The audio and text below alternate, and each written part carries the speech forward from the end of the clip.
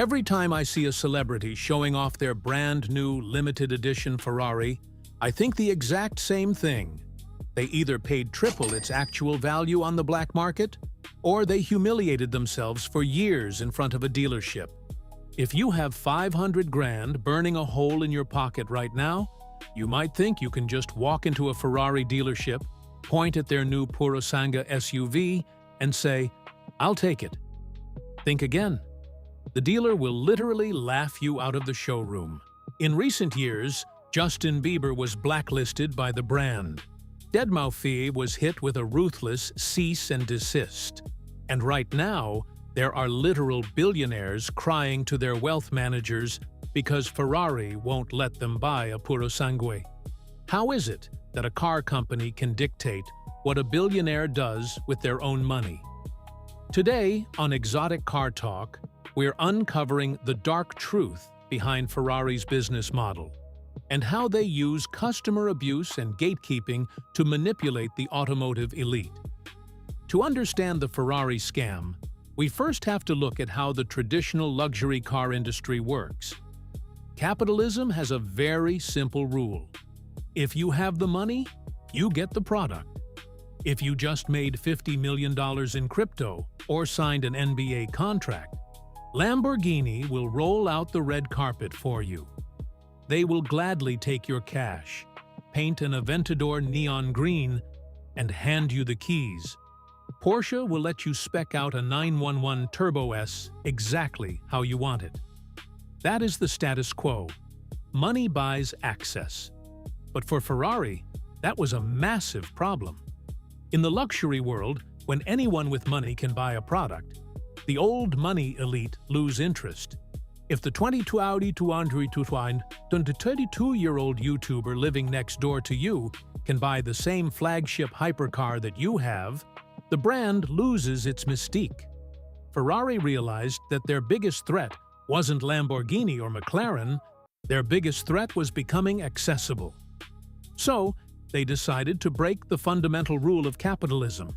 They realized that the ultimate luxury isn't a naturally aspirated V12 engine or carbon fiber aerodynamics. The ultimate luxury is being told no. Enzo Ferrari famously set the golden rule for the company. Ferrari will always deliver one car less than the market demands. But modern Ferrari took this philosophy and weaponized it. Enter their master strategy: gatekeeping and artificial scarcity. Let's look at the Ferrari Purosangue. When Ferrari finally caved and announced their first-ever four-door vehicle, don't call it an SUV, or they'll sue you. Every wealthy person on Earth wanted one. But Ferrari didn't just limit the production to 20% of their total annual output. They effectively closed the order books the moment the car was announced. You see, Ferrari doesn't sell cars on a first-come, first-served basis. They use a draconian tier system. To even be considered for a Purosangue or a limited edition model, you don't just need money. You need a Ferrari Resume. They created a system where you don't choose the car. Ferrari chooses you.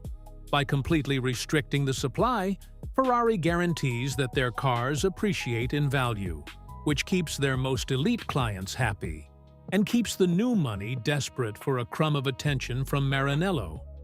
But how exactly do you get chosen? Well, that brings us to the trick. Here is where the illusion shatters. The MSRP, the sticker price, of a Ferrari Purosangue is around $400,000, but that is a complete lie. That's just the final invoice. The real cost of admission is millions of dollars and years of absolute obedience. In the exotic car world, the sticker price is just a cover story. The real game is automotive extortion. If you walk into a dealer and say you want a Purosangue, they'll tell you off the record that you need to prove your loyalty to the brand. How do you do that? You have to buy cars you don't want. The dealer will force you to buy a used, overpriced Ferrari Roma. Then, they'll make you buy a pre-owned GTC4 Lusso. You will easily eat $200,000 to $300,000 in brutal depreciation just to build a relationship with the dealer. This hidden markup is the true cost of getting on the wait list. But why do billionaires, the most powerful people on earth, put up with this humiliation? It all comes down to the psychology of the ultra-rich. If a billionaire can buy something instantly, it has zero flex value. Ferrari understands that high-net-worth individuals are bored. They are used to hearing the word yes. By treating them terribly, by making them beg and jump through hoops, Ferrari increases the psychological desire for the product. The customer abuse isn't a mistake, it's a feature. The harder Ferrari rejects you, the more desperate you are to prove you belong in the club. But playing God with billionaires has consequences, and sometimes this toxic relationship explodes in public. Enter Preston Henn.